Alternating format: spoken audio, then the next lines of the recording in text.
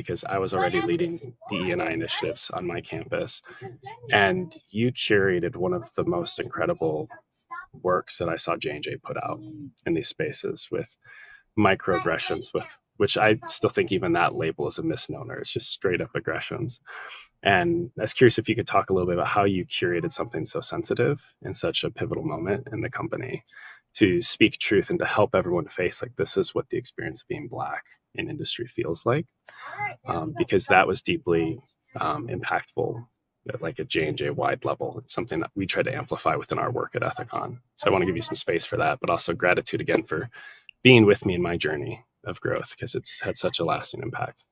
Joe, I have had so many people basically treat me like I'm too much in that I'm like talking about race too much or highlighting things too much or being too sensitive about things. I've had many friend groups over the years.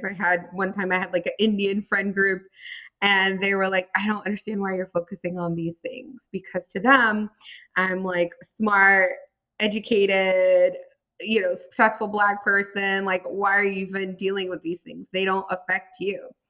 And so because I've had so many people not understand why this is important to me, treat me like or literally say, I shouldn't even say treat me, literally say you're making this too big of a deal.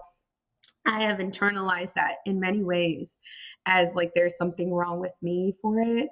And experiences like the one I had with you are just incredibly corrective because they show me that it's never been about what I said. It's all about the receiver and how they wanted to handle it and how open they were. And I just also appreciate you recognizing how thoughtful I am in communication, and in the way that I express things, because the way that normally it comes back to me is, oh, your tone, which is also such a slighted way for people to aggress people. I'll use that word Gaslighting. without even recognizing that they're Yeah. aggressing someone. Yeah. It's well, because you have the label of like an angry Black woman that you have to navigate, whereas these are injustices worth having passion and truth and correction around.